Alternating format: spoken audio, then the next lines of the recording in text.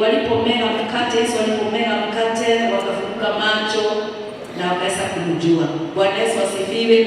Na siku ya leo Mungu anataka ukamjue, usiwe umekaa na yeye, ameishi na wewe, hata unatembea na yeye na hujajua amekuja ili mwambie chenye ungetaka akutendee. Tulikuwa tunakumbuka wakati wa mateso ya Yesu na tukawa na Easter Sunday on Sunday. Tukakumbuka vile Yesu aliweza kufufuka kutoka kwa kaburi. Na Yesu alipofufuka hakuenda straight to heaven. Alikawia hapa ulimwengu kwa masiku 40. Akitembea na kuweka confirmation ile kazi yote alikuwa ametenda. Akatembea wanafunzi wake, akaongea na wao, akawatia nguvu na wakapokea nguvu ya kushinda majaribu. Hata mateso yalipotokezea waliweza kusimama, kwa maana Yesu aliwapa mkate na wakaweza kusimama imara. Nasi siku ya leo tuko tayari kusimama kwa jina la Yesu, kwa maana wanafunzi walisimama wakaeneza injili yao. Kulikuwa na changamoto nyingi, na hiyo injili kaweza kutufikia, na sisi tupeleke injili mbele mpaka Yesu wetu akaweze kurudi. Amen. Kwa hivyo injili itaendelea mpaka Yesu arudi. Hii neno litahubiriwa ulimwengu kote mpaka kila sikio isikie Yesu ni Bwana, na ndio Yesu atakaporudi. Kwa maana alipoenda aliwaambia vile ameenda atarudi. Alizaliwa kama mtoto, akaliwa katika sisi la ng'ombe, lakini akirudi atarudi kama mfalme akiwa na uwezo na mamlaka. Kwa hivyo ni vizuri tujihadhari na tukae ndani ya Yesu tukijua tumeitiwa uzima wa milele. Kwa hivyo hiyo ndio neno la siku ya leo, na Mungu aweze kuwabariki. Mimi nimeokoka si Bwana, nampenda kwa ajili ya kuniokoa, na muomba nidumishe katika wema wake. Amen. Haleluya. Kwa hivyo karibuni sana kwa ibada ya siku ya leo. Hata wale wako kwa mitandao, karibuni sana kwa jina la Yesu. Neno la Mungu linaponya, neno la Mungu linafariji, na neno la Mungu linabariki. Haleluya. Walikuwa wananiambia juzi kunakuwa na eko, nikamwambia bado tunaendelea. Kwa hiyo hata kama kuna eko bado tunaendelea, na Mungu ataendelea kitenda mambo mema, atupee chochote kinahitajika katika wale wako katika mitandao waweze kusikia sauti vizuri. In Jesus mighty name. Sema amen. Kwa hiyo neno tutaipata katika kitabu ya Luke chapter 24 from verse 13 through verse 34. I'll read from my Bible. I have New Living Translation. I know you have your Bible there. Na tunaamini kwa kateta mambo mema, na tutawekewa ingine pale katika screen, na nitasoma kwa jina la Yesu. Amen. Na neno la siku ya leo nitukule mkate tufunguke macho. Kwa hivyo wale wanaandika heading, nitukule mkate watu wafunguke macho kwa jina la Yesu, waweze kuona hata Yesu tayari amekuja. Kwa maana Yesu akikuja na wewe bado kuna upofu, utaweza kujua Yesu amekuja. Kuna watu vipofu walipelekwa wakaone ndovu, ama wakajua ndovu vile inakaa. The elephant, na mnajua the elephant is a big animal. Na walipopelekwa walikuwa watu 12. Kwa hivyo wote wakasubuka ile ndovu. Kuna wale walisimama upande wa tumbo, wengine wakasimama upande wa pembe, na wengine wakasimama upande wa mkia, wengine pale kwa miguu. Na kwa maana walikuwa vipofu, walikuwa tu wanagusa, mwenye aligusa tumbo alikuwa anasikia kitu loud. Na wakati waliulizwa wapeane habari ya ndovu, kulikuwa na message tofauti. Kwa maana mwenye alishika pembe alikuwa anasema ndovu ni kamnyama kadogo, kako na kitu kiko very smooth. Na mwenye alishika mkia akasema ndovu ni kamkia kitu kadogo. Mwenye alishika hata tumbo akasema ndovu ni kitu kosako.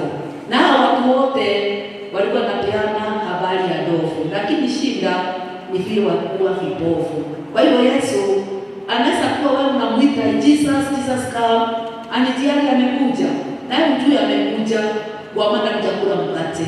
Na ndipo siku ya leo kupitia neno la siku ya leo, kukula mkate ufunguke macho ili unahisi the presence of the Lord. Wakati Yesu anakuja, unasikia hata tayari amefika. Bwana Yesu asifiwe. Kwa hivyo let us read together Luke chapter 24 from verse 13.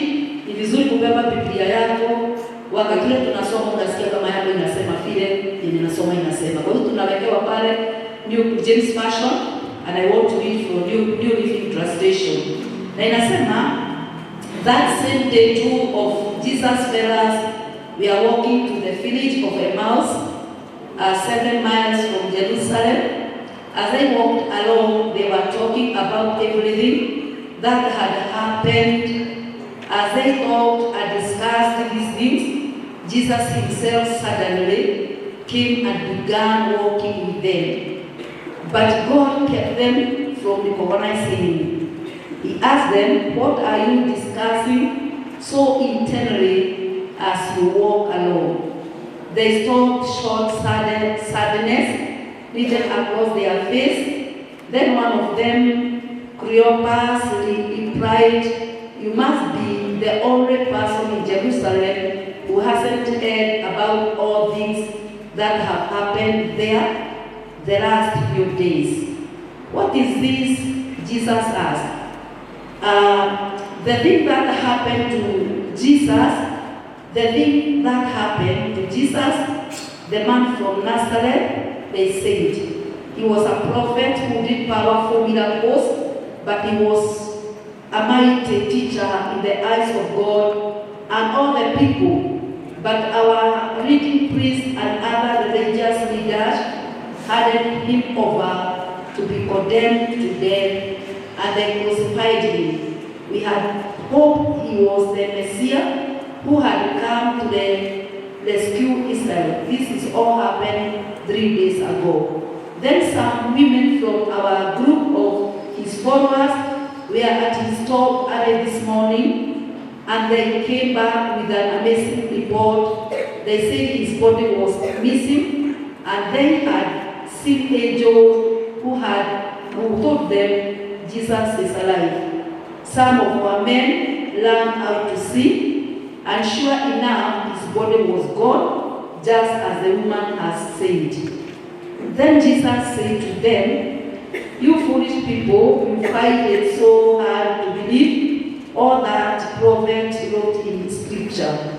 Wasn't it clearly predicted that the Messiah would have to suffer all these things before entering his glory? Then Jesus took them through the writing of Moses and all the prophets, explaining from all the Scripture the things concerning himself. By this time, they were nearing Emmaus. At the end of the journey, Jesus acted as if he were going on. But they begged him, stay the night with us, since it is getting late. So he went home with them. As they sat down to eat, he took the bread and blessed it.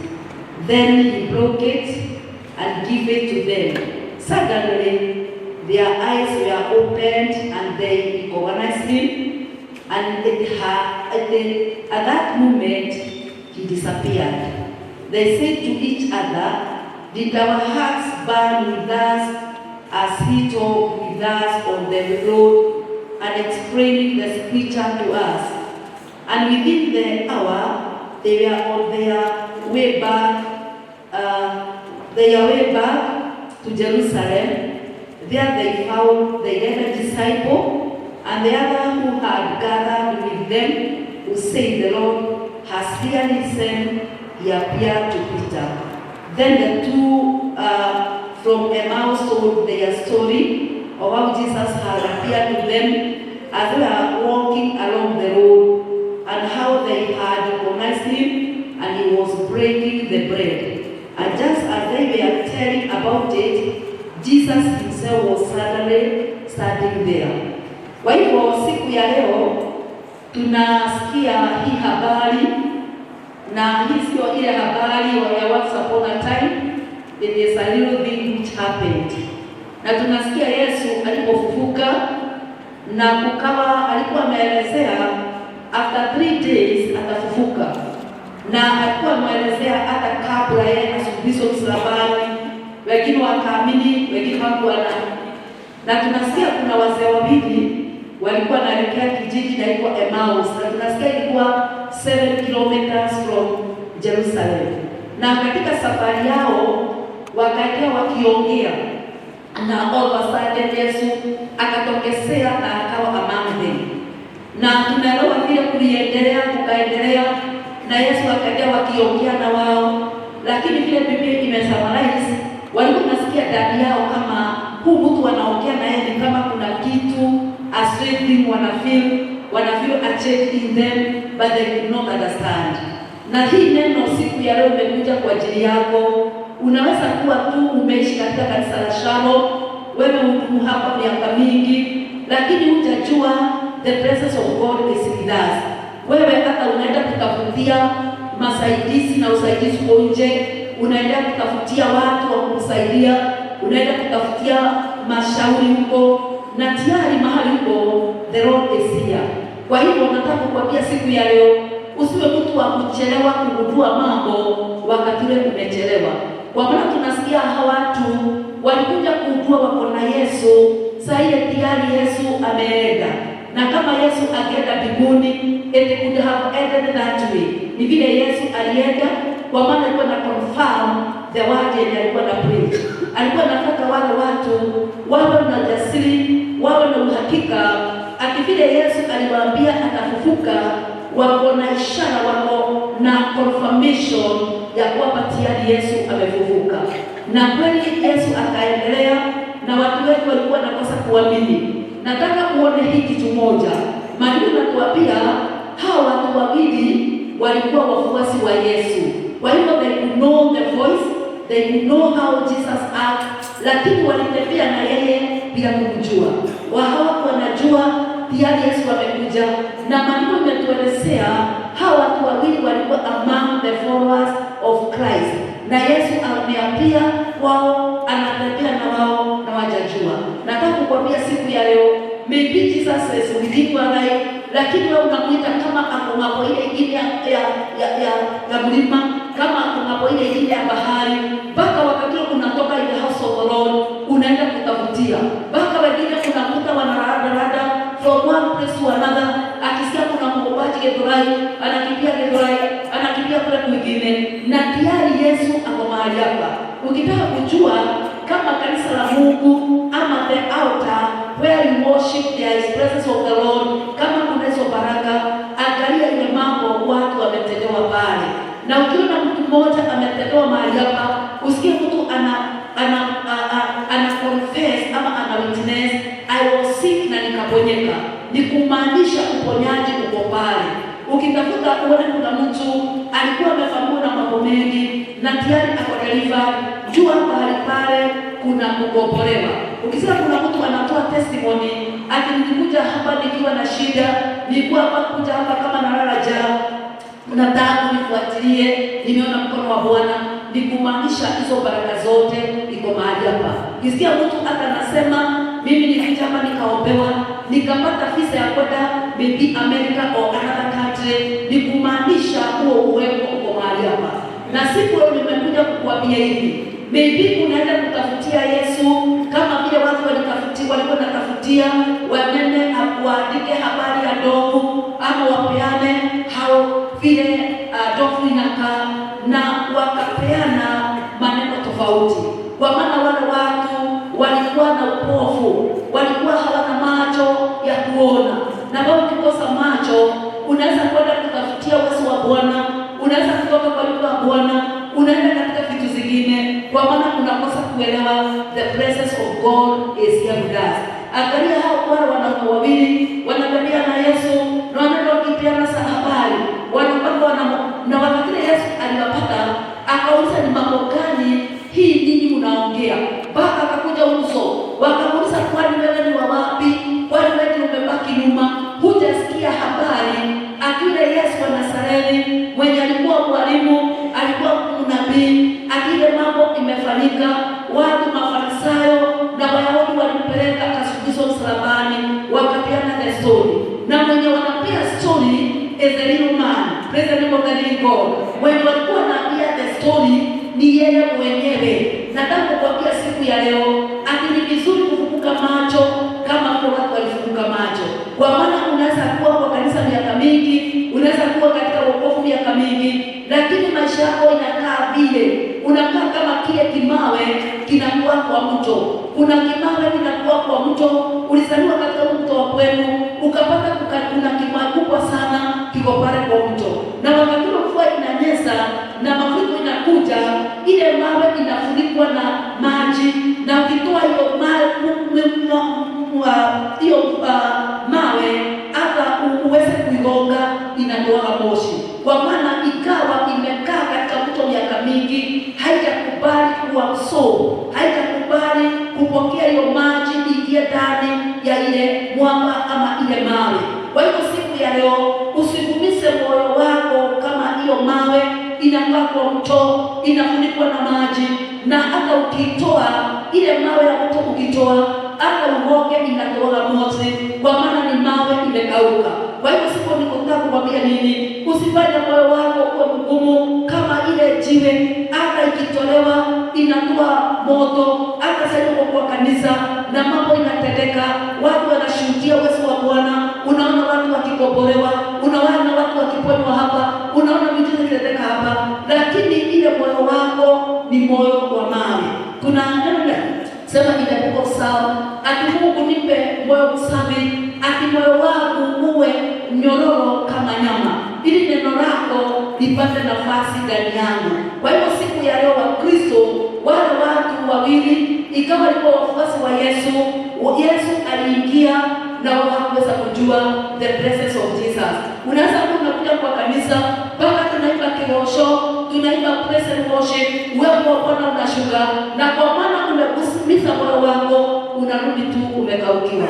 Kwa hivyo baba unasema wewe ati hiyo ni mambo ya kwenu, hiyo ni mambo ya familia yenu, wewe mkanakaa hivyo.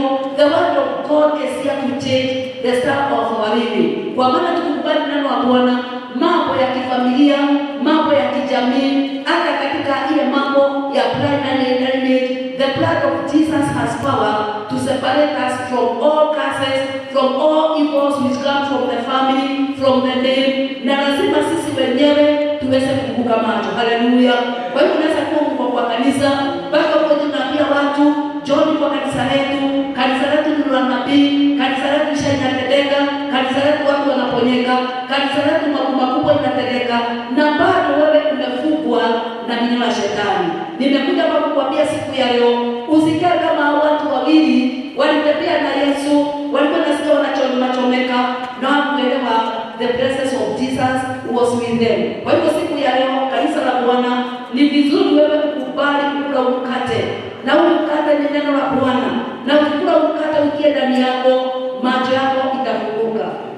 Maandiko imetuelezea na vile Yesu aliendelea, wakaenda wakitembea, akawasomea even the book of Moses, akawasomea all the old and the young or the minor prophets, yale mambo walitabiri, lakini wale watu hawakufunguka macho, hawakujua huyu ananena ni nani.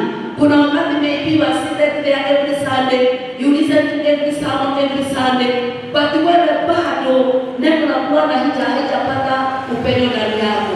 Ati wakati unatoka kwa kanisa, wewe unakuja kama wewe ni mgonjwa, unarudi nyumbani kuwa mgonjwa, unakuja kwa kanisa kuwa na shida, unarudi nyumbani kuwa na shida, na bado Mungu anatenda mambo makubwa katika nyumba yake, kwa maana uko na upofu. Wale watu walikosa kuelewa Yesu amekuja, wakakosa kuelewa the presence of Jesus, kwa maana walikuwa na upofu. Kwa hivyo siku ya leo ni vizuri wapie Mungu akufungue macho, na si macho mawili, ni macho ya kidani. Na kwa pia Mungu wetu ni roho, and we want to communicate with our God. Lazima tukae ndani ya roho, kama vile tunaimba tukasema devia ndio wa roho, gawa ndio wa roho, gagena ndio wa roho, toka ndio roho, na wala mambo haya na mambo yetekalia no nginya mambo yetekie na roho wa Yesu sana. Kwa hivyo siku ya leo kanisa la Bwana, akikwambia na moto anaomba hakiwonyekia Ngai, alokake mtawira akibania hodi ndio Ngai, ndio kumaanisha kanioyo Ngai anaonania wa Yesu sana. siku nyingine ya Sunday mahali hapa katika ibada, na alikuwa hapa siku ya Wednesday na akaniambia tayari ameponyeka. Bwana Yesu asifiwe. Kumaanisha mahali hapa tunaponywa. Bwana Yesu asifiwe. Kwa hivyo hata wewe mama Kadoni, nasikia mtoto wako ako na shida ya jicho, na wakati Mungu alikuwa anapanua hiyo jicho katika ufunuo ndani ya roho, nikaona kitu kinataka kujida abeli bigine na majina ya kustua. Unajua kuna majina ya kustua. Unaweza kwenda hospitali na uambiwe jina ya kustua. Kwa maana ukienda kwa hospitali wa bure na ile shida uko naye ni shida ina dawa, ni magonjwa ya kustua. Lakini wewe ukiamini Yesu anaweza. Bwana Yesu asifiwe. Wewe unataka kukwambia nini? Akikoka ni goyo, ni kuna mtu aliaka karugama na ngoja okile boko na kiofisi ya ngoje limona ne kumaanisha Mungu ni kule Kristo ya ofisa. Sema amen. Akikoka mtu alioka boko na akatawira wao kwenda kuhonu na mehonete ne kumaanisha Mungu ni kuhona roho. Praise the name of the living God. Kule watu mare mama they were possessed by the powers of the demonic. Walikuwa wanafahamwa na maroho ya shetani, walikuwa wanafahamwa na vitu vingine za ufalme wa giza, na tukaona wengine wako hapa wakitumikia Mungu. Kumaanisha in this house of the Lord there is deliverance. Na kama wewe bado unakaa katika hiyo misingi, ni kumaanisha kuna upofu kwa ndani yako, na ili uweze kupokea kusa Bwana lazima upofu uishe ndani yako. Haleluya. Mahali hapa kuna baraka za kubarikiwa. Kwa maana watu wengi walikuja hapa kama wako chini wanalala njaa, kama wamerarukiwa, kama wanakosa makao ya kukaa, na wakakuja hapa Mungu akawafungulia milango. Kumaanisha in the house of the Lord kuna hizo baraka. Na kwa maana wako mahali hapa, kwa nini usipokee? Bwana Yesu asifiwe. Toka mashionode gayane kama nyumba yake. Maana ni gayaloso. Gayane kama udumashio. Ni kumaanisha kule kuetewa ni nyumba yake. Maana kwa yale ni Revelation chapter 3, aliwakatule Yohana alifunuliwa, aliambiwa adikie makanisa kama kanisa 7 yenye Paulo alikuwa amefungua, na every church was given a different message. Akakuwa adikia malaika wa kanisa fulani, adivyo ndivyo amesema. Kwa hivyo in every church there's a grace which operates in that church, and in this church or this huduma ya Show Blessed Christian Church kuna grace inaoperate ya uponyaji, kuna grace inaoperate ya watu kuinuliwa. Wewe unaweza kuwa uko mahali hapa miaka mingi, lakini in your life huja experience a miracle. Tunaona hakiama na wemushika wakala wa Sharo dada mkwela uhana atwa ya maji alitoralia Emmaus Yesu okile magitwarana no mbakamira Yesu yokile tobo male no tumu na mwenye ule yokia gai kila wako hikore maigo nenda wetekie na nenda wetekia wana mwana magekeka mambo mwana watu welatia atakuwa shomali ya Emmaus epututelemuke atwakuwa naelekea pale na Yesu anawanenea ile anawahubiria. Sasa unakuja hapa neno linahubiriwa, lakini wewe unaona kama ni kawaida. Hata wakati neno linahubiriwa, zaidi unasikia kusinzia, zaidi unasikia kulala, unasikia wewe umepoeka. Unaweza kuna watu wengine wanakuja ile chat, alafu wanatoka kwa shule wanatoka wanaenda. Kwa maana wanakosa kuelewa. Bwana Yesu asifiwe. Na Mungu ametuma neno lake siku ya leo ili ule upofu wako uko ndani yako uweze kuondolewa. Uweze kuamini mahali hapa kuna uwezekano wa Mungu. Haleluya. Wewe ndio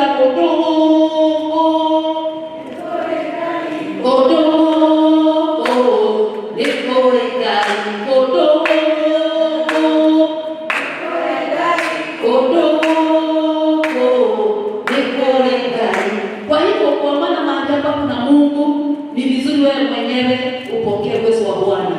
And I talked all of these things which had happened, perspective, wakaenda wakiongea ile mambo yote imefanyika, walia kukolikaga, jisoni ya kutoka la faine, wanabodanya wasaka tuanaista sande, wanatuanaista mande, mambo mashoka ndio hayana, lakini haya mambo unapeana juu yake. Is it operating? Is it manifesting in your life? Ama ni kusema unasema ati Yesu akabeba, mpaka tunasema alibeba laana zetu, akabeba msalaba, akabeba chuki yetu,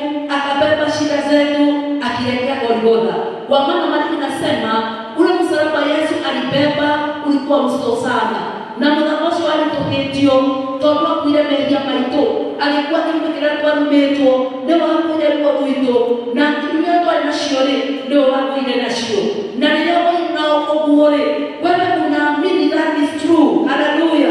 Wewe unaamini it is possible, unaamini Mungu anaweza kukuponya, unaamini Mungu anaweza kukuinua, hata unaamini vitu za kwenu nyumbani, unasema hivi vitu ndio vinakulaga watu wetu, mpaka wewe mwenyewe unafungulia shetani mlango, unamwambia hata ya kukule.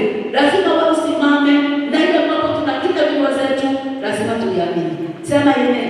Tuombe mahali wa Yesu, mambo ya Yesu wale wa Nazareti, roho mwalimu, roho nabii, kama kile kile kiruo, anapo faine, nyanya mwana kanisai, na Yahudi, na ndugu kanisa, anapo faine, ndio yeye kalo. Na mara roho ni Yesu. Na matendo mengine ya Yesu ndio kile. Ndio kumenya mahita, ndio kumenya imera, ndio kumenya process ya kayoka, process ya kayoka ile ukamuna na roketi kwa mwadhani ndio kudadima. Hallelujah. Praise the name of the living God. Mambo maturaganya jabu mweka waka yokire na hali ya jabu ale akana mweka waka inyoka na leo hata mukire mweka wake na msoka iguru jabu banyikira mweka wake mweka kurekia no kinya udadime neba kumenyaga mahida neba kumenyaga imera that process ya kayoka mambo mega in the book of Isaiah chapter 55 tosalie kayete akioneka na tukukalie hapo yao kupo wa Bwana ni washuka na kuna mwana nitikana na uhonie neba nakutuja mnapohoya wanatukikira kile wa praise and worship na Mungu wa Bwana umeshuka tikana na praise na maumasho mote apa okunia maluhabore apa ukarane hawore wena Bwana nijimwerala maana kwa Bwana kwa Bartimayo ale kwa tumumu na kila watu ahawebesha na ndio wakiwa Mungu mwana wado na ndio marahetoka na ndio kale tumumure akikana kila dina mbele akikirone Yesu ya wana serafi Yesu ya kunafi Yesu ya wika shama ndio marahetoka na kama sio Mungu wa Bartimayo akabia kuendelea akimwa Yesu wa Daudi jibirada Yesu wa Daudi jibirada na kwa Yesu aliamona mbele diaga na Bartimayo anagerera muno tonya nenya haterere presence ya gayoka Yesu agera oharia ale wananika ya moso agera ohamwale temokyo ile kanito mukira bajira ndio kwa besha na nikaikwa Yesu yahetoka akiwatere dia ngare tukaregere onadikane kaikira rege haha na ndeshi ya jomba kelera muno akoma kemwera kile ndani ya kile akogera kwa muno kinyang'anya kwa Yesu wa Daudi na Yesu wa Gideona Yesu wa Daudi jimwerada Yesu wa Daudi jimwerada na Yesu akinya hapa akirugama. Hallelujah. Praise the name of the living God. Yesu akafika mahali akasimama akasema na mtu anamuita anamwambia Yesu mwana wa Daudi Yesu mwana wa Daudi nihurumie Yesu mwana wa Daudi nihurumie akiwa anyamaze alikuwa anapaza sauti na Yesu akasimama akageuka akamshika tani kwa nini akamwambia nataka nifunguliwe macho niweze kuona. Haleluya. Bwana asifiwe. Lakini tukiadoka kanisa ogoka twanda ogoka ndagoka nyumba ya Ngai wakati wa Bible study tuliambiwa nyumba ya Mungu ni nyumba ya maombi ya kuombewa na mataifa yote. When we are in the house of the Lord, we are here to worship the Lord, we are here to pray to God, we are here to grant all our needs to the Lord. Wakati unakuja hapa kuja kuangalia mwenzako tukaka kwa menano kile no kanoka no hupendelea no hupendekonia. That is not our mission to be in the house of the Lord. We are here to seek the face of the Lord. We are here to seek God. Na leo kama yanga yukerekeria okaruka na ndoka watanenda uhonie watanenda utadhime watanenda uchumerera yani kama yanga because we really know in the house of the Lord the presence of God is with us. Sema amen. Kwa hiyo matana mambo ya Bwana hedio Bartimayo anagerera adumamera you are making a lot of noise. Wanakemamera are you a primitive man? Why are you shouting? Can't you see he's going? Lakini Bartimayo would not keep quiet. Alikuwa anataka kupasa sauti. Yesu mwana wa Daudi nihurumie. Yesu mwana wa Daudi nihurumie. Mpaka ikafika mahali Yesu akasimama. Nene kwa Maria Bwana. Mwana ni wazo. Kwa kuinete ale kama Yesu akaitwa kwa hapana ogera mwathani jikwiraga mwathani tena thire mwathani tena roni mwathani tena waru mwathani tena mathena maya ogera mwathani mathena maya makorerire ndekora ina moto-ine. Bwana Yesu sana. We don't sing, we don't pray to warm up our body. We sing for the Lord. And whenever we sing for the Lord, uwepo wa Bwana unashuka. Na wakati uwepo wa Bwana unashuka, ni wakati wa kuambia Mungu all what you need from the Lord. Praise the name of the living God. Hallelujah. Kwa hivyo wakati tunamsifu Bwana, ni vizuri wewe unamsifu Bwana na matarajio. Maandiko yanatuelezea na sawa kuna roho ilikuwa inamfamia, inamshika, anakaa kama mtu possessed. Kwa hivyo ikawa yuko mfalme, kuna roho inamtembelea na zaidi inamtembelea, anakaa kama wazimu, anakaa kama mtu confused. Na Daudi akachukua gitaa praise God. Na katika praising the Lord, uwepo wa Bwana ulikuwa unashuka na ile mapepo ilikuwa inasumbua mfalme Saul ilikuwa inamuondokea.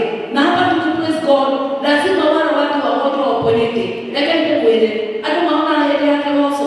Bwana Yesu asifiwe sana. Hallelujah church. Ndio ile hanga ile tunagosa gai. Ndio ile mwadhani. Ndio ile mkoma ito. Toko ya kula kama wewe. Toka para ile Jehova toka mwoza. Hejo tunagosa gai. Niko mimi kuona. Bwana Yesu asifiwe. Lakini nakuta watu wanakosa kuelewa. Ni vizuri tuelewe kwa maana watu hawako wanaelewa Yesu ndio kile. Okala kuna mambo matatu sana ndani balance. Na huko kaingia na madali balance. Akaohora ndo makohoro. Haleluya. Ndio kitwana ndio kukokiaga na mekadika magai na mekadaka ile shiama. Ndio kitwana mwanzo ukiondokaga na huko kaingia hana nagia. Nenda kabetekile. Haleluya. Wewe ndio wakabele ya gai. Wakabele gai, wakabele ile gai. Wakafanya kwa kila wakati unapotugo. Toa sana ndio kasande iweke. Lekatuka tuoka tukimenyaga tuoka ushabania na gai tu. Haleluya. Kere mande ndio kaoe kere mande ndio kebele kere mande ndio mtora bere ya gai mwene ina hana elikana anyo ndio kuiwe penina nautie mtora bere ya gai mwene ina kere mande ndio kaoe kere mande ndio kebele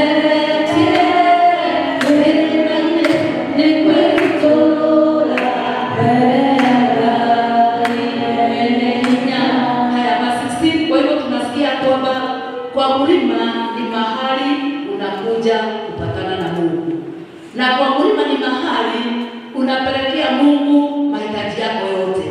Kwa mlima ni mahali unaenda unafukua your heart the Lord. Ukiingia hapa fukua moyo wako. Hakuna mtu anakuja hapa kutembea. Tuko hapa si zote kwa maana tunamtumainia Mungu akatupa uzima wa milele. Hapo ndio walioishi. Si ni kweli? Tuko hapa kutafuta Mungu, tumjue kama vile Paulo alitamani.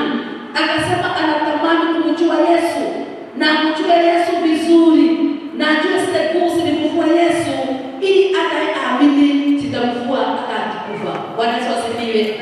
Mahali hapa tunakuja kama vile Zakayo alipanda kwa mti na Zakayo akiwa mzee mwenye kulipa ushuru akaweka vitu zake chini akapanda juu ya mti amuone Yesu aliye. Tunakuja hapa to see the real Jesus. And the real Jesus is the one who heals. The real Jesus is the one who has mercy upon our life. Kwa hivyo tukimletea hakuna wakati wanaweza kusema that is too hard for me. Hakuna kitu kigumu bila Mwenyezi Mungu. Hallelujah. Kwa hivyo you are sitting there waiting for the Lord. Mwambie kama Bartimayo, Yesu Kristo mwana wa Daudi, wewe ulifufuka, nihurumie. Na tukuhurumia kabisa mambo makuu. Haya. Hebu tuendelee. Kwa hivyo tunasikia watu wakatembea na Yesu. Ona Yesu ndio kile. Ona mabaya kama kuweka ndio kile. Ona nao. Haleluya. Yesu ndio kile kutolewa wa kutuni unaamenya. Haleluya. Ona Yesu ndiye haleluya. Ona ndiye anakufarejia. Ona ndiye kumena na kiroho. Na kumena na kioneki. Ona ndio raigua. Toba ndio na terere. Ona ndio pia na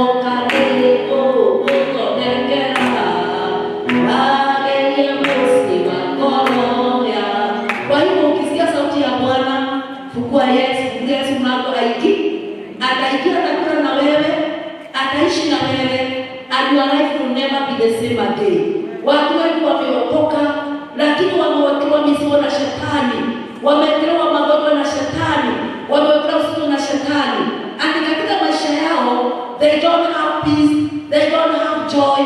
Kila wakati wanakaa na masumbuko, they live under oppression. Na Yesu alikuja atutoe katika kufinyiliwa, atutoe katika mateso, atutoe katika magonjwa. Na kule kuchapwa Yesu alichapwa tuweze kuponyeka. Sema amen. Kwa hivyo if Christ is in you, lazima magonjwa ikikuja inapata Yesu, inatoka inaenda. Si ni kweli? Si ni kweli kanisa? Inua mkono wako, sema haleluya. Sema haleluya kwa jina la Yesu. Yesu akakosa makao, Yesu akakataliwa. Yesu ndani na moshi, atumwenda kwao, Yesu akikile maili. Yesu alikuwa kile kwao. Tona ndio kumina yeye, akaenda kwa hekalu, kati wazae. Lakini Yesu akakosa makao sisi tupate. Yesu akahuzunika, atuondoe huzuni. Akachapwa vipoko, atubebe magonjwa. Na kwa nini ukubali magonjwa ikadeni yako? Wakati unajua Yesu katika kuchapwa kwake alimetuletea uponyaji. Bwana Yesu asifiwe. Kwa hiyo siku ya leo simama kwa imani kwa jina la Yesu na wewe uamini. Ataikuetekia vitu kuhane obako okakukia rushini na leo tukala. Kaya tukina ndio tulengelezi. Hebu tuende haraka tumalizie. Bwana Yesu asifiwe. Anise tutabu watu wale kwa tuende sasa anaongea na wao. Cleopas anamwambia, kwani wewe are you the only stranger in Jerusalem, and have you not known the things which have happened here in these days? Kwa hivyo na Yesu mara leo, oh my God, hallelujah church. Yesu anakuja kunaanza kumwambia story.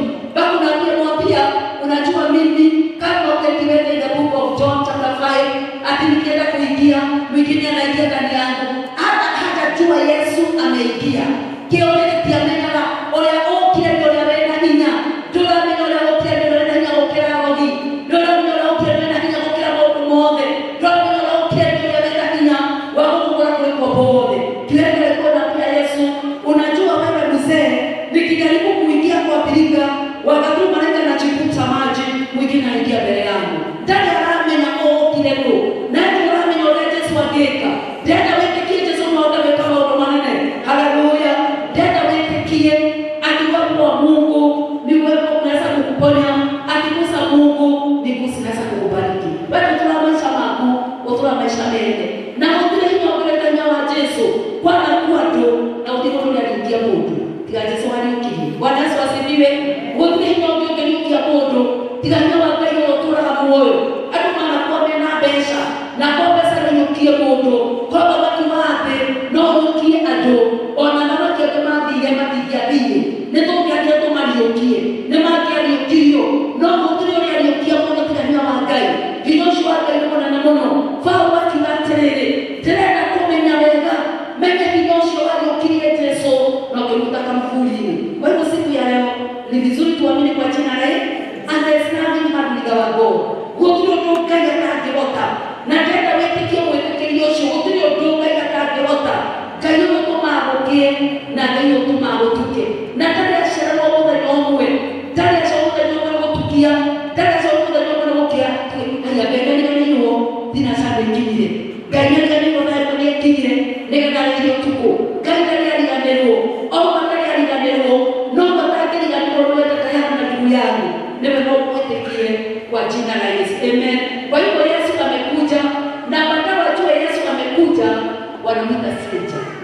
Barata Jesus ne doi baba moya mama ayuda wana stranger in Jerusalem and have not known the things which happened there in these days. Dowe ayuda ni moko kani watie kwa huko ona ya ene tukuba maya nyuni vile kuatere ona ni odoke tomo mara wana tata amenya matiro ona tata amenya matira amenya Yesu ni okie heri ndoke kwa wakati nilikuwa naomba na nilikuwa nimekuja maombi, nilikuwa peke yangu na nikiwa hapa nilikuwa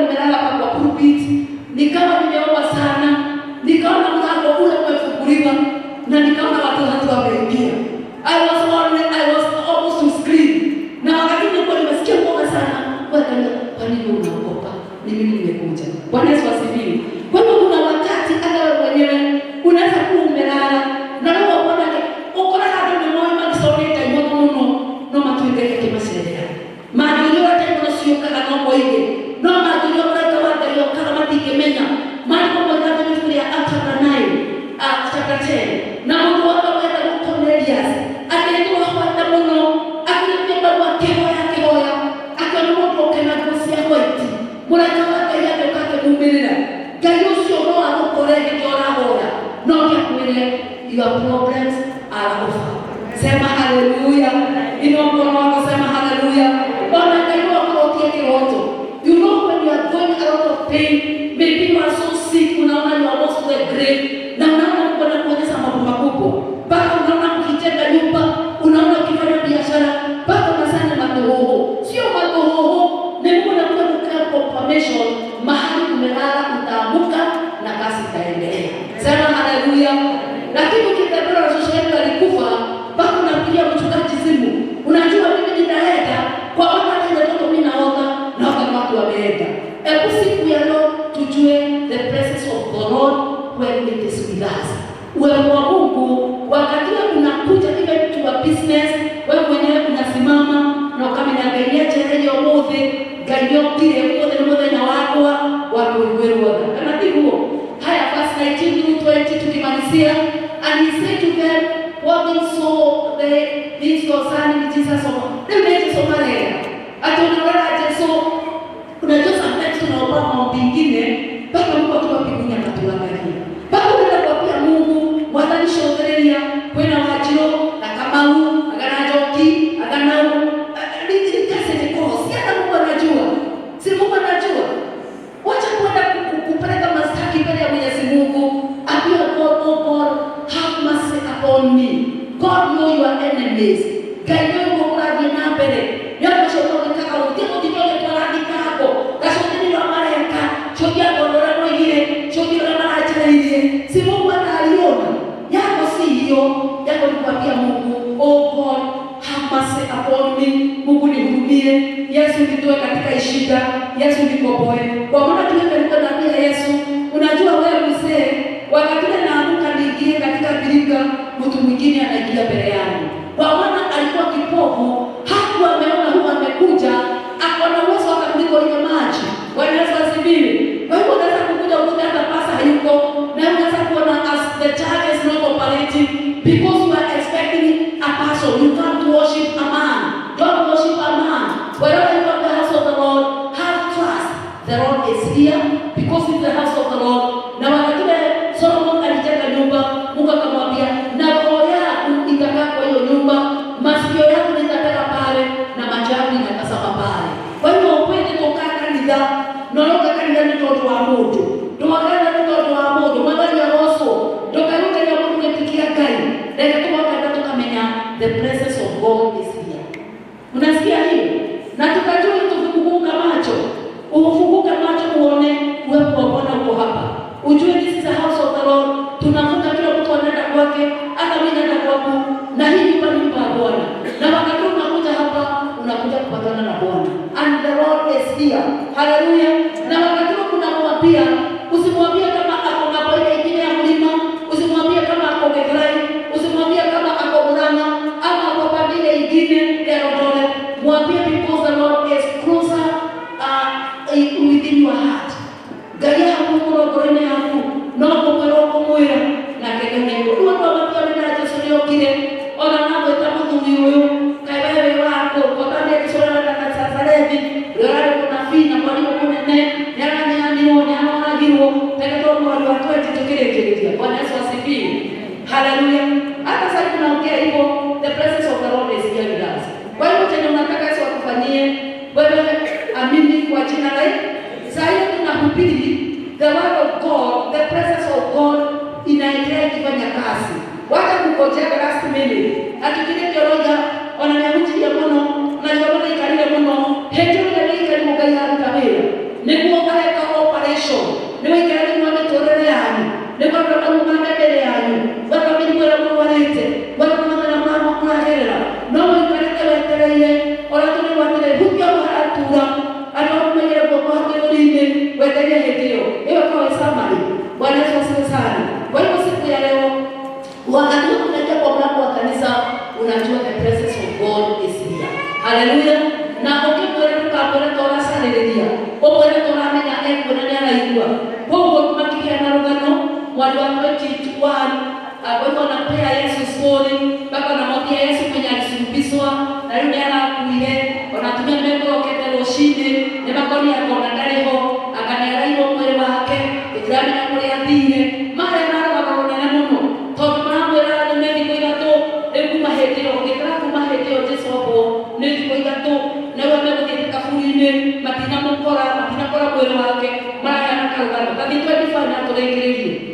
siku ya leo, simama imara kwa imani kwa jina la Yesu, na ujue uwepo wa Bwana umahali nasi kwa jina la Yesu. First, and certain of these who are going to talk, verse 25, then he said to them, O foolish ones, anawaita wajinga, and so of hard to believe in all that the prophet has spoken. Na Yesu anasema hivi. Yesu ndiye anasema anawaita wajinga. Na hapa kuna wajinga wangapi kwa kanisa kwa ibada? Wanasema wameokoka. Mpaka tunasema Yesu yuhai. Si tunasema Yesu yuhai? Na msikia kichwa na msikia mgongo hata kwa magoti. Si tunasema? Na tunasema akibeba baraka zetu akielekea Golgotha. Akabeba uovu wetu akielekea Golgotha. Na wao hapa utaamini. Kwa hivyo Yesu akawaambia, then he said to them, all foolish ones. Hapa niko na kanisa inasema hivyo. And so of hard to believe in all that the prophet has spoken. Na yao walikuwa wajinga kwa maana hawakuamini vile ilitabiriwa na Zakaria, ikatabiriwa na Isaya, ikatabiriwa mkombozi atazaliwa, na sisi yetu tuliambiwa. Si ni kweli? Tukaambiwa in the book of Mark chapter 16, wale watu wataamini watadama ishara. Hello church? Wale watu wataamini watadama na ishara. Na ishara moja ni kunena kwa dini. Wakati tunasikia watu speaking in tongues, that is a promise fulfilled. Sema amen. Yesu akawaambia wale wataamini watadama ishara. Watakamia mapepo itoke ndani ya watu. Deliverance is a promise fulfilled. Sema amen. Wale wanaamini, haleluya. Bwana Yesu asifiwe. Hata wakikula kitu ya kuudhi au nashika manyoka na hakuna kinga wafanyia. Na wao wanasema umerogwa. Ukisikia mtu anasema amerogwa, mwambie yeye akaokoka vizuri. Because wale wote wanaamini Yesu, they cannot be robbed. Tunaelewana hivyo? Praise the name of the living God. Hallelujah. Bwana Yesu asifiwe. Si that is a promise. Na Yesu akikuja hapa leo, anaweza kupata wakubwa ngapi kama vile aliwaambia. Oh foolish ones. Anawaambia mimi ni wajinga. Si manabii wametabiri. It is written in the scripture. Simeandikwa hiyo. Na Yesu akikuja hapa, apata wewe unasema unarogwa. Tendo unaona juu. Akanoa monengania. Akamemoroge. Shetani ashindwe. Na Yesu anasema wale wataamini watadama ishara. Tuyaona nini? Kama bado kwa uwepo wako. Na tutikitoa kwa wao kiroho. Oikana Mungu tona wao kiroho no akogire. Na jisokire akimara magendekia mwana anafikia. Amemekuo. That is why Jesus said, wale wataamini watadama ishara. And because of that miracle, watakanyaga manyoka. Manyoka sio scorpion, sio snake. Manyoka ni mafalme yote ya giza. Hata wakikuwekea mitego, wewe unakanyaga. Wakidhani utaanguka, wakidhani utakoda, wakidhani utakufa, mpaka unaanza kurebeka. Sema haleluya. Wale wataamini na Yesu akishuka dakika hii, atabeba kanisa, atapata wakukabadhi wangapi hapa.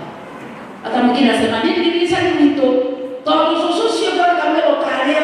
Wakora wenda wewe wewe kama mtu ambaye family. Ni sakaji hapa. Lakini yaro wangu. Tetadia kwa auto ya raro. Hapa ndio ndio wangu. Nega nalo. Na Yesu akasema wale wataamini watadama ishara. Hata wakikula kitu, because all those who are born again hawaweki kitu kwa mdomo kabla hajatakasisa. Baba wa mbinguni, asante kwa kunipea hii, itaweza nibariki. Na kama ni baya itaanguka chini. Kuna mzee mmoja alikuwa ameenda kuhubiri. Na alikuwa ameenda kuhubiri, anaenda kuhubiri. Na siku moja akaenda mahali, alikuwa na kisa, alikuwa missionary. And you know missionary, normally they go to preach in a very remote area. Even to get a glass of water, me sometimes I thank God. Hakunituma nikiwa missionary.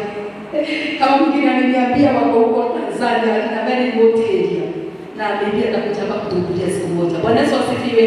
Kwa hivyo he was a missionary, na maji yake ikaisha, akaenda mahali chini ya mti na akapata hapo ulipalikuwa weti, na kwa maana alikuwa amechoka, akatoa kikombe yake akaweka pale, akasema nasikia kiu, hata koo yangu inakaa, na kwa maana hapa kuna maji, hebu niweke kikombe. Kulikuwa kwa kichaka, akaweka kikombe, na wakati ile maji inakaa hivi drop, anaweza kukuja kushika akunywe, at least asikie kuna kitu kwa mdomo. Nao teke ilikuwa inakuja inagonga kikombe, inaangusha, alafu anarudisha pale tena, alafu ina drop. Ikifika drop kadhaa inaweza kufika, inaweza kususu the core, alafu tena inakuja inagonga tena. Ikakuja mara tatu, akakasirika akasema, God, si nimekuomba, niko na kiu, nasikia koo yangu kama inakaa, na Mungu nimekuomba na umeniongeza maji, na sasa hii maji tele, kwani imetumwa na shetani ikuje niangushe. Na akasikia kwa Bwana anamwambia, inua macho yako uangalie juu. Alipoangalia juu, akakuta ile nyoka kubwa inatoa mate. Si unajua there's a big snake inatema mate. Akakuta a big snake inatema mate. Kwa nini Mungu alimuokoa? Kwa maana Mungu anasema wale wanaamini hata wakikula hata wakunywe kitu ya kuudhi haitawaudhi. Tunaelewana? Kwa hiyo ukienda mahali amepiku na mtego umewekewa, gari alipata kinyamododa, jeka ipata baruni, ukaipata kinyama maroe, tukiwa todo kaita kuko protect because of his word. Sema hallelujah. Because God cannot go against his word. Ukiwachia Mungu atawale, naona mahali unaenda kuna mtego, gari yako italia tu. Amaka hoita kinyonga bila kuibali mbona ndio kia keto, kinyonga kumelia mata. Alikuwa hata kama umesi mate, ni chakula unataka kukula. Na wakati hiyo sherehe inaisha, kutoka kwa mlango tuko inakuwa sawa. Because God was protecting you. He is protecting his word. Akiwa wanaamini hata wakikula kitu ya kuudhi haitawaudhi. Sema amen. Kwa hiyo siku ya leo Mungu akituangalia akiwa mbinguni, anaona watu wengi wangapi katika ibada. Wanasema wamerogwa, ndani kwa wishadi, toniarogwa, ndani kwa wishadi, ndani kwa mambo nini na mkoro toniarogwa na ni wao wakile na nao rogwa. Chokira kwa kwela ombe no wakakola. Sema amen. No wakakola mugate, ni mwana wa Yesu Kristo. Mahiko kama hiyo mamenye they are untouchable. Amen. Unasikia wewe kwa nini?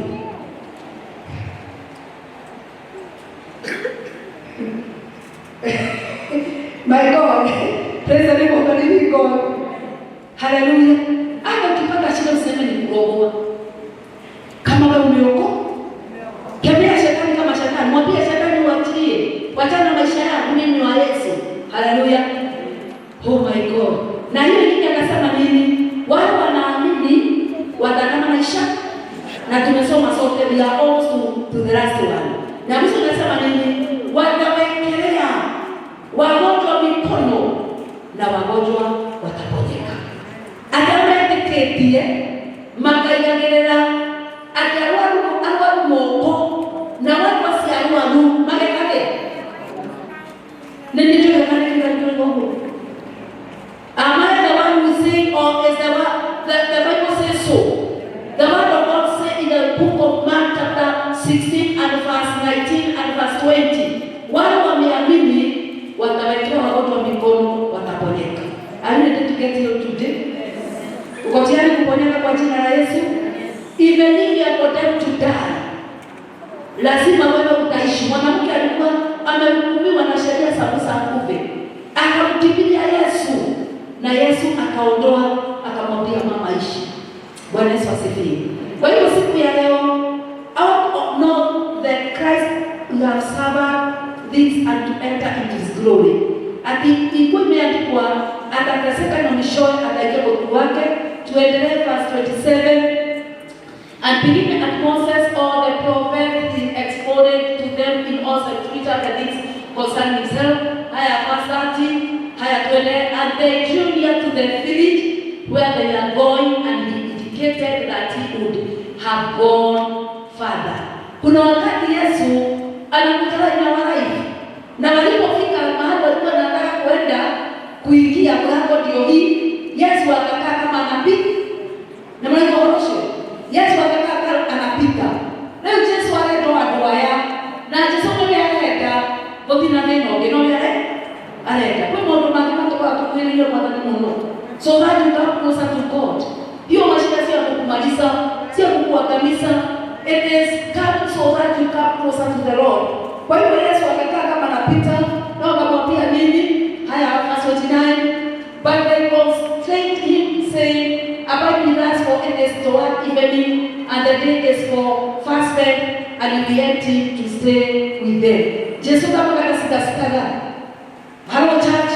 Ukimwita Yesu akuje, let me tell you one secret about the Holy Spirit.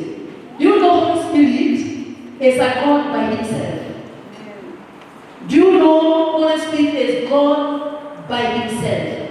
We saw the Trinity, we say about the Trinity, the Father, the Son, and the Holy Spirit. See the way? And do you think the Holy Spirit is lesser God? When she like the whole is a lesser God than Christ is lesser God than the Father. They are all equal. Hallelujah. Na Yesu akasema mkiniamini mtatenda hata zaidi ya yale nilikuwa natenda. And the Holy Spirit lives in us. Roho Mtakatifu anaishi ndani yetu. Na tukikula mkate Roho Mtakatifu anaishi ndani yetu. We are not powerless people. Sisi sio watu hawana nguvu. Sisi ni watu wako na nguvu ya kukanyaga manyoka na kukanyaga kila ufalme na kutafuta kila misingi na kila ufalme. Because whoever is in us is a mighty God. Sema hallelujah. Kwa roho the Lord wa eiwo na nitoa confirmation is within us. Wakati tunapewa kunena kwa dini, wakati miracle ina happen within us, tunajua the presence of God is with us. Kwa hiyo siku ya leo wa Kristo nataka kukuambia hivi kwa jina la Yesu. Simama imara, usimame na utasiri. Pia wakati wa kudumu na nguo. Atona nyetendo tumeule. Tolerate the be strong in the Lord. Because the Holy Spirit is a God, is God by himself. Can you hear that?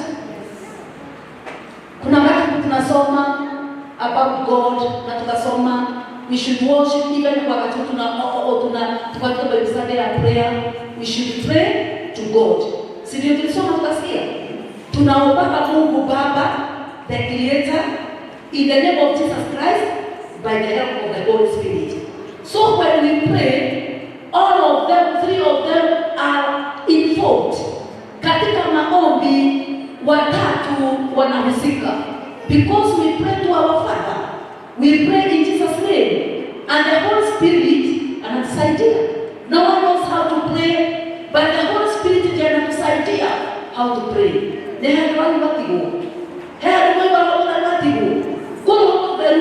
He's God himself. And when the Holy Spirit is in you, you are untouchable. Kwani anaomba nani? Kwani anaomba nani? Akuombe maombi mabaya. Kwani anaomba nani?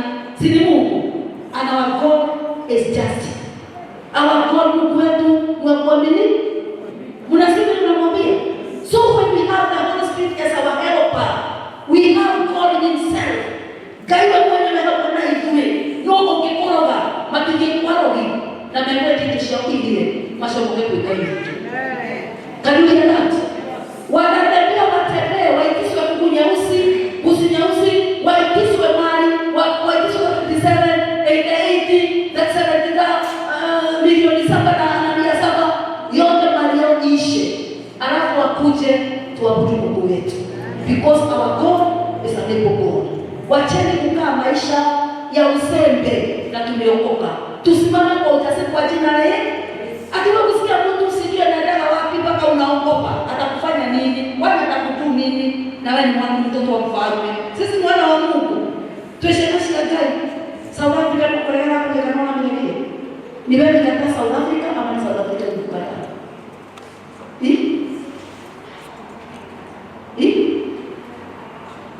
Ni wewe ulikataa. Why did you ulikataa kwa nini? Kasema, wewe unasema east or west, who is the best? Sema amen. East or west, always the best. Kama it is in goodwill, may the Lord bless you. And whatever you are planning to do, may God give you success. Sema amen. Kwa hiyo matu inasema nini? Mnasikia hiyo? Yeah, I want to emphasize about that. Wacheni kuogopa kama nini ni wana wa ufalme, anaitwa Yesu Kristo mwana wa Mungu. Alishinda kifo na mauti. Nini ingine? Mama Mugore. Nini ingine za kushinda? Kuna kitu kingine za kushinda Mungu? Na leo nataka kuombea watu. Haya. And he went to stay with them for this. Haya. Kwa hivyo Yesu leo Yesu akisema kugereka hadi makimura tika kudirani nira nikutukire to magano magiende ukaorane ngoko neto nikutene na mtu ka generous una mara ta Yesu makweta muduru Bwana Yesu asifiwe. Ona mathabu ya Yesu no nira mamorane nia makimura tika kutidoge kile nikutukire ikira mukorane nile ndio mtu kama mundu mwe ikala ndo wega pia mtu kama mundu mwe leo hapo mani orure Yesu ndio jamani mamura muthuri ikira bakimwana tondu no getukire reke oigire orare wathi ukionaga si ni kweli na Yesu aliyero akerwe Yesu aliyigorero likanete kos hali bashana ya kutana mwanete kio Yesu aliyigore wao ni kuna mara koma sema amen okata malume Yesu atagira ero aita you know Jesus cannot use force. Yesu atumiaje nguvu. Na tunakuta ruhusa kilete unataka kuponywa. Nyama unataka kuamua na renda kama ile yao hiyo. Tunaelewana? Kwa maana Yesu hatumiaji nguvu afuje mlango aingie, ana knock the door. And wakati ana knock the door, when you open for him, ata enter. Akule pamoja na wewe, aishi na wewe na kubadilishia maisha. Sema haleluya.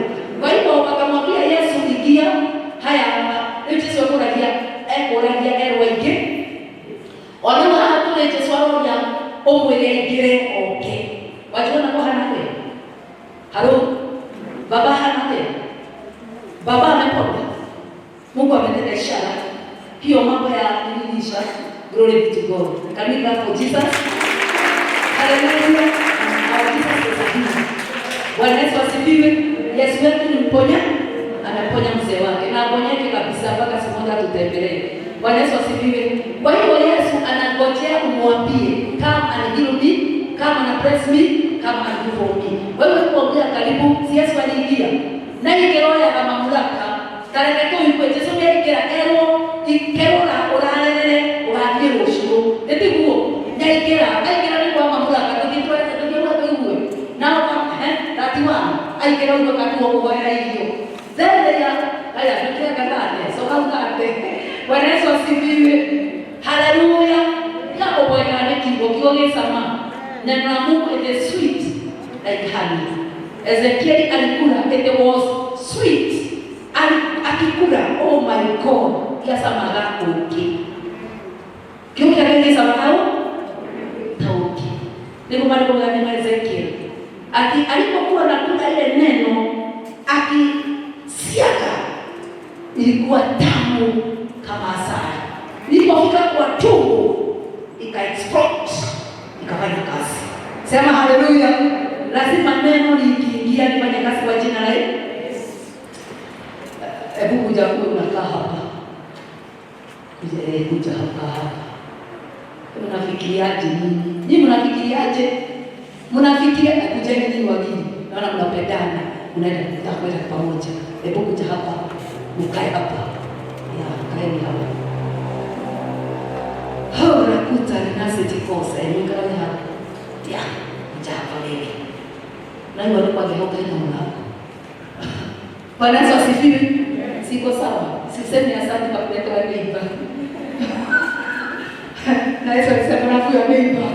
Because neighbor shida iko. Lazima uwe na nini? Ndio na kiona nipa acha kuja mnamuombea zake yaku. Kwa maana ukikosa nipa kuna hasa. Haya. And now it come to pass as he sat at the table with them, that he took the bread, blessed it, and broke it, and gave it to them. Leo Yesu amuhingũrĩra aingĩra no tawara ono kagwa kuno kujora hiyo. Yesu niambie no angekuja na mugate oko ndio mugate oko akinya kuore gutiri undu Yesu kamutari no gutiri undu no ore gutawaraga gakwera eda east eda south taramuka paka ndio ngira mushiushio aingĩra maikara mena-inĩ maka kwina mugate Yesu amarũga maitũgo werendi. Hebu simameni tuombee chakula. Baba, katika jina la Yesu nashukuru juu ya mkate akamega akiendelea kimane. Majuga kai wewe no. Nakuta mashina. Simukumbuke Mungu kwa jina la Yesu. Mungu wetu Yesu wala. Yesu yuko. Uwepo wa Bwana mahali hapa na sisi kwa jina la Yesu. Kwa hivyo Yesu aendelea mkate, ndio mkate and give them. Akenyoa mkate Simon akimanegere. Heto amanegere makingo kama hivyo. Na kitu kikaambia. Kati wabudia kama Mungu Yesu ni aliye. Alikawa amine. Then their eyes were open and they knew him and he vanished from their sight. This is what he did. It is good to use the time in a proper way. Why don't we praise worship? Tell wana ngai no kwa na praise worship within our bed. Why don't we ikalera wega? Tono okerie bega leo ikalera. Tunaelewana? Mahali tunatumika kwa kuaminika kwa sababu privilege. Walipomaliza wakapewa mkate wakafunga macho walipomwona macho sonia ngale kai makirana na ndege haya tu makirana kai ni mubaya kujakia ni kubweka tena and they said to one another, don't treat our happy part within us while we talk with us on the road, and when you open the scripture to us walikuwa wanataka kukikuaga nitikahakia ndio hiyo. Ai mokea ya ndio oe ile nya. Ndio mwana ndio kile. Ndio mwana ndio kwa ngomie. Tuonie tena, tuonie kwa tuonie kutoka hapa tuwe nayo. Tuende ndio kile. Tunaelewana? Kwa hiyo Mungu amekuja usinyamaze, mwambie chenye unataka kutoka kwake. Haya verse 3. So they rose up that very hour on Matikaraike and returned to Jerusalem and found the heaven and those who were with them gathered together.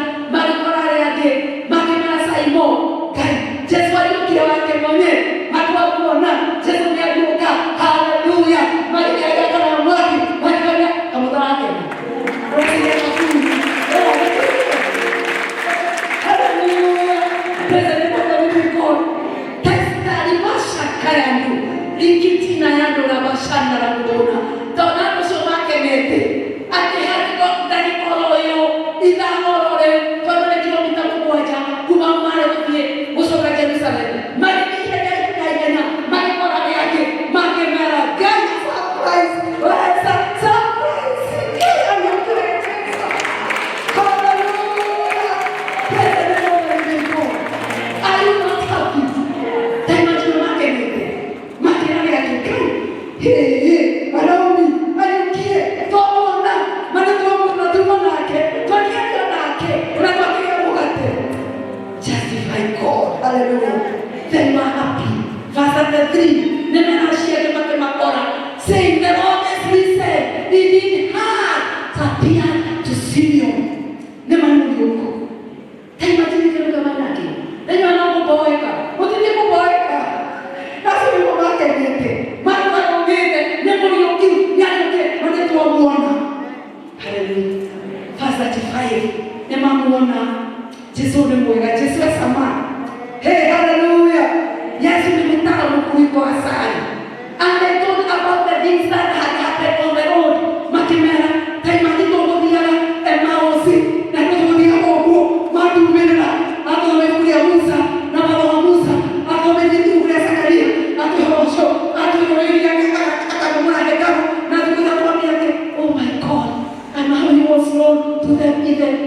breaking of bread. No le mako enyo mkate twa kwa kwa mona asoka fanish. Oh my God, hallelujah. Tukira na sisi ora leo toke urekelenya. Now as I say this thing, hedio mara jambo huo uga wakati walikuwa nanena hivyo. Kantayano wakati walikuwa nanena hivyo, Jesus himself super. Hallelujah. May the Lord start in our midst. May the power of the Holy Spirit start in our midst. Atenyo mara kyo makera naga makera no huo neto muonire hana wamakahana ohenyo twagera pa. A surprise. Surprise. Hallelujah. And now they say this thing. Jesus himself stood in the midst of them and said to them, peace to you. Simama na miguu yako. The Lord has given us peace be with you. Na amani iwe nani. Na dayo geha wanaini. Dekweda dayo gono ile yawa karo iwega umagano moda. Dekweda dayo gono ile yawa. Hallelujah. Siwende mbele za Bwana. Yesu alimaliza kumwambia peace to you. Dayo. Peace is priceless. You can have a lot of money. You can have all resources. You can have a good family. You can have good children. You can have all what you desire. Lakini peace comes from God. Inua mkono wako mwambie Mungu, nipe amani siku ya leo. Kwa maana alikwenda kwa wanafunzi wake, akawaambia mambo mengi, lakini aliwaambia na amani iwe nani. Na nataka kuambia siku ya leo, na amani iwe na wewe. Amani inaleta uponyaji, amani inaleta baraka, amani inaleta upendo, amani inaleta kukubalika, amani inaleta ushindi. May the peace be with you. My Father, my God, Almighty King of glory. Neno lako ni halisi, my Father. Neno lako ni ishara muujiza. Naomba kama vile ulitokezea wanafunzi wako na ukasema amani iwe na wao, nasi tunaomba siku ya leo na amani ikawe katika nyumba yako Bwana. Tazama hata huduma inaitwa Shalom, which means peace for all Almighty. Baba, nakuomba ukamimine amani katika wazee, katika wamama, katika vijana kwa all Almighty King of glory. Kwa watoto kukawe na amani, katika huduma kuwe na amani, katika kila branch kukawe na amani. Kwa maana ulipopata wanafunzi wako Baba, ulinena kuwe na amani. Nasi tunaomba hiyo amani ikawe pamoja nasi tukitenda kazi yako, ikawe pamoja nasi tukieneza jina lako Bwana, ikawe pamoja na wanafunzi wako Bwana, ikawe na katika praise and worship, iwe na wazee, iwe na wamama, iwe na katika kila leadership of my Father. Kwa maana amani inatokana kwako Baba. Tunakuomba na kuabudu